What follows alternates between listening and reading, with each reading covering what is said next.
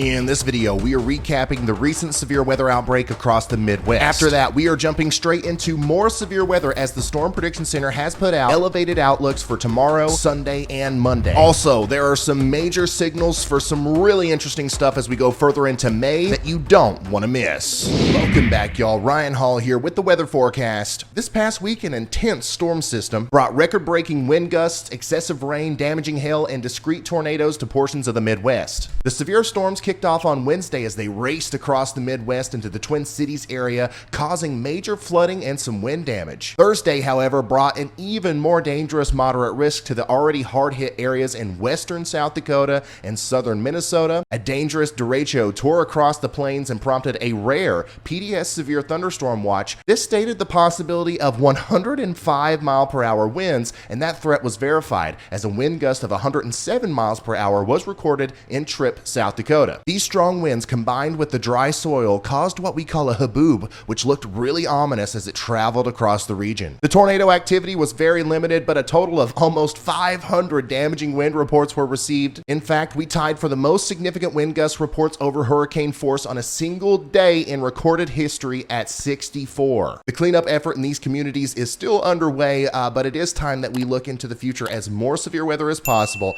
So let's start talking about the weather. All right, we're going to start off here looking at the Storm Prediction Center's outlook for the next couple of days, as we do expect some severe weather out there. If you're in the dark green today, you are under a marginal risk of severe weather. That's a 1 out of 5. We're not expecting much out there, but we do expect some isolated wind events, maybe some hail here and there. The tornado threat's way down, but still some garden variety, summertime like thunderstorms for a lot of the areas out here in the green. Switching over to day 2, things get a little bit more serious. You see that yellow out there. We got a slight risk of severe weather. Hey guys, Future Ryan here.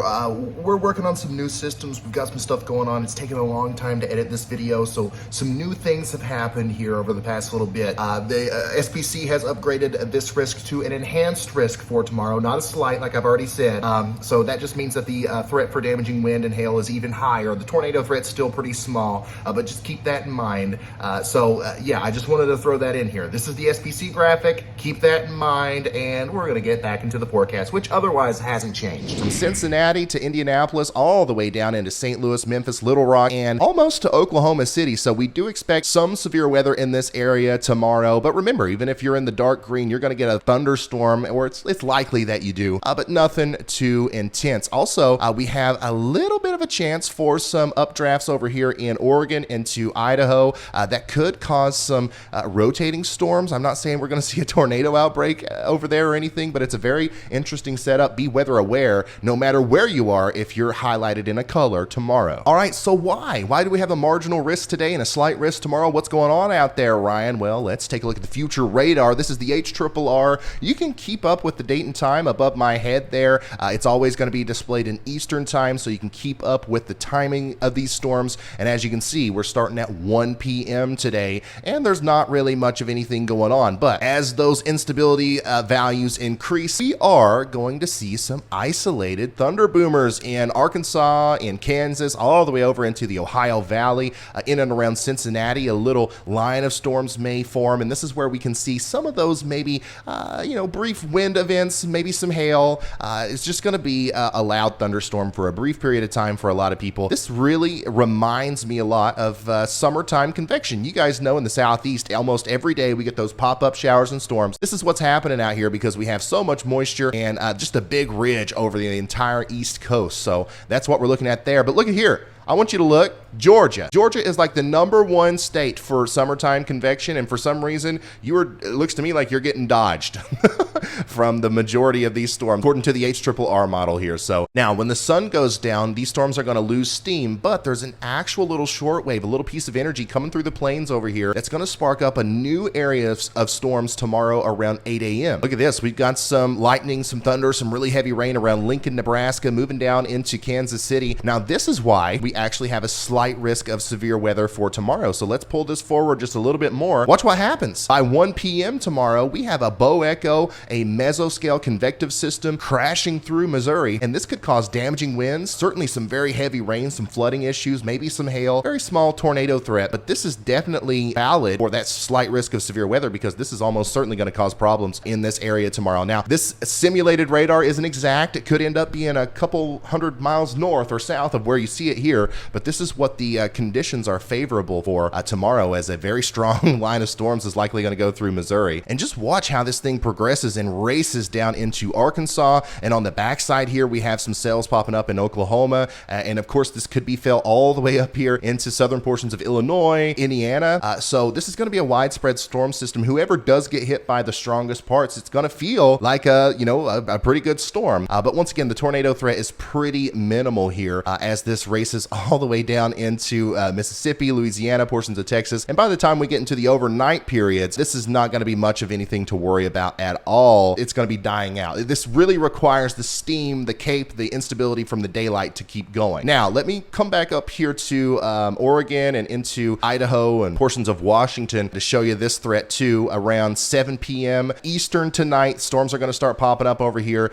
These could cause hail, damaging winds, and we do have not a high threat, but an elevated threat for rotating updrafts that could increase the size of that hail, and then also maybe, just maybe, a very slight tornado risk out here. So just keep your eyes to the sky. Be weather aware if you're over here in Oregon, Idaho, all the way up into portions of Montana even, as we go into this evening, into the early morning hours on Monday. All right, speaking of Monday, things are going to progress east with that main piece of energy, and we also have a slight risk of severe weather over here in the northeastern portion of the United States, all the way down into the mid-Atlantic. This includes from Raleigh, North Carolina, all the way up into the eastern portion of Virginia, the whole Delmarva area, into Philadelphia, New York, and of course a lot of Massachusetts, into New England. This is a very large slight risk of severe weather on the day 3 outlook, and what we expect is that mesoscale convective system that forms back here the day before, it's going to continue to cause problems all the way until it exits the region. Okay, so the HRRR, the simulated radar, doesn't go out far enough to let me show you what the storms are going to do as they enter the eastern portion of the U.S. So we're going to switch over to the Euro model here and look at the instantaneous flash rate. This shows us where lightning strikes could be happening and the density of which they're going to be happening. And usually if you got dense lightning strikes, you got thunderstorms, right? So let's take a deeper look at this. Starting Sunday, you can see all that summertime convection popping up out here. And then eventually you can see our mesoscale convective system, the one that's going to cause problems in Missouri there. It's going to travel across the Ohio Valley. Look, still causing storms 3 a.m., possibly around eastern portions of Ohio. These will be weak at this point. But once these things get into a more ripe atmosphere, especially during the heating of the day on Monday around 2 p.m., look at this. You see how everything lights up? Maybe a very large line of storms or a broken line of storms causing problems from New York all the way down into North Carolina. And then, of course, down here where all of that instability and moisture is tapped up, we could see some more summertime convection with those pop-up showers and storms. So that's the progression of what this severe weather threat looks like for the East Coast. And it really does start around 1 or 2 p.m. and then it'll exit the area by 8 or 9 p.m. That's what we're looking at there. The main threats with this are going to be straight line damaging winds and maybe some hail. But if we look at the CAPE, if we look at the convective available potential energy, this shows us how strong those updrafts are going to be, or how strong they could be. It's not looking that impressive. So the hail threat might not completely be there. Certainly the very strong winds and a very low tornado threat. So these are your springtime, summertime, garden variety thunderstorms, baby. I wouldn't worry too much about them, but certainly be prepared and have some way of getting warnings if that warning comes through for you. And of course, another thing that we have to work with is those really high dew points. It's very moist. It's juicy out there. You can go outside and it's like you're wearing a warm blanket through a lot of the East Coast, especially in the Southeast. As you can see, Sunday, 9 p.m., we got 60, 70 degree dew points just about everywhere. And you see the little dimples in the dew points. That's where we have those pop-up storms eating it up and, kind of cooling the air off around it. So those dew points will culminate along a little bit of a dry line here on around 4 p.m. on Monday. And that's what's going to bring our storms. And then everything's going to get wiped out and we're cool and dry in this portion of the U.S. until the next storm system arrives. So lots of people are getting ready to be impacted by severe weather out here, okay? And the number one way that you can be prepared for severe weather is know that it's coming. You're not always going to have your local television station broadcasting live, especially if it's just a severe thunderstorm warning. You're not always going to have me there broadcasting live. So you might as well have a radar app to track things yourself. So let's go ahead and thank today's sponsor, Radar Omega, more than just a radar app. I've been using Radar Omega on my phone since way before they sponsored the channel, and let me tell you why. It's fast, smooth, and it always just works. It's the most customizable radar app that exists, and there's nothing even close. You can not only view radar, but also satellite and model data as well, and you can view those in 3D. Also, a network of live cameras across the US allow you to see what's really happening on the ground as that storm approaches your neighborhood. Check out the links in the description to figure out why tons of Ryan Hall Y'all subscribers are now using Radar Omega as their #1 trusted source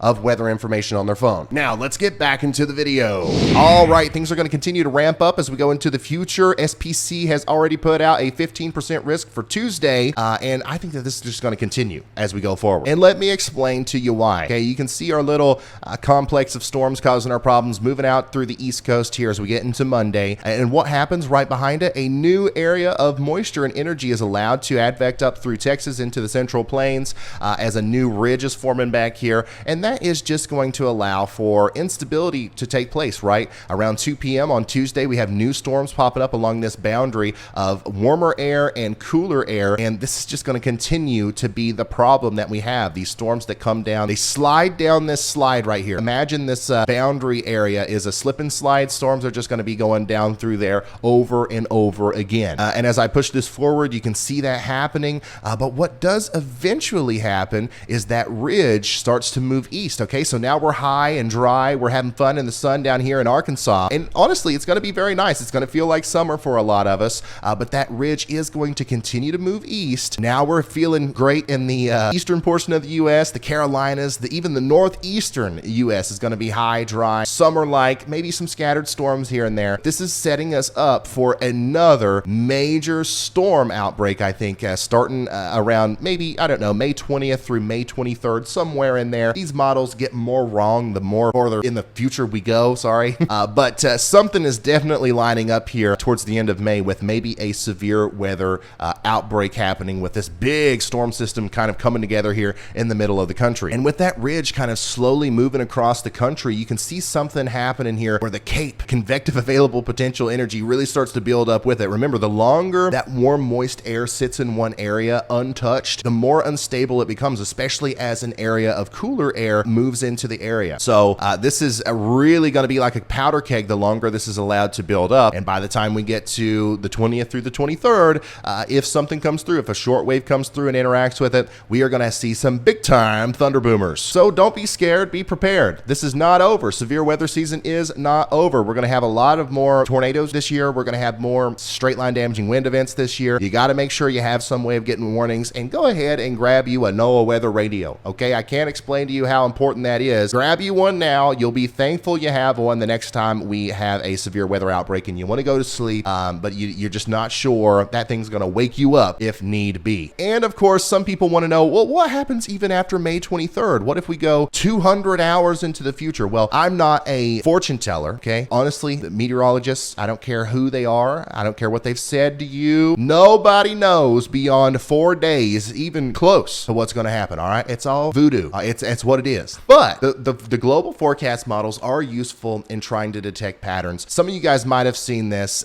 There is a tropical system, an actual hurricane showing up on the GFS, slamming into Louisiana around May 27th. This is not going to happen. This is incredibly unlikely. Anybody who's sharing images like this on social media, write them off as somebody who's just trying to get a rise out of you, okay? This is not going to happen. But if it were, okay, let's say that this was to happen, this is going to have extremely detrimental impacts on severe weather in the plains as we go into the latter portion of May, into the earlier portion of June, which is very good news if you're a citizen over there and you don't want storms. But of course, it's bad news if you're a storm chaser over there. But another thing to mention here as well is that the National Hurricane Center has been considering moving the start of hurricane season forward to May 15th. And I think that this is one of the reasons why we are starting to see, or we often see the initiation of tropical systems, especially in this portion of the Atlantic Ocean during this time period. And we don't want people to be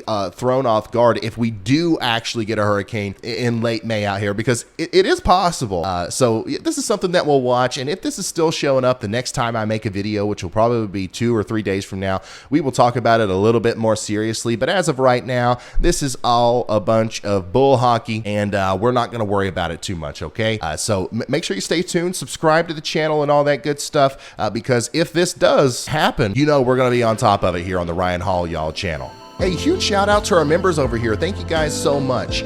I really haven't posted or done a live stream over the past week because we are working on revamping the systems of the behind the scenes action here in the Ryan Hall Y'all studio. I've been working like 12 hours plus a day for the past year and a half, and I'm starting to realize that that's not sustainable. So we're building a team to help me have a little bit more free time to focus on the weather. That's all that's changing here. We're almost done, and we'll get there soon enough. So we'll be back to normal here before too long, but it'll be even better, okay? So thank you for being here. Thank you for being patient, and I will see you in the next one. Goodbye.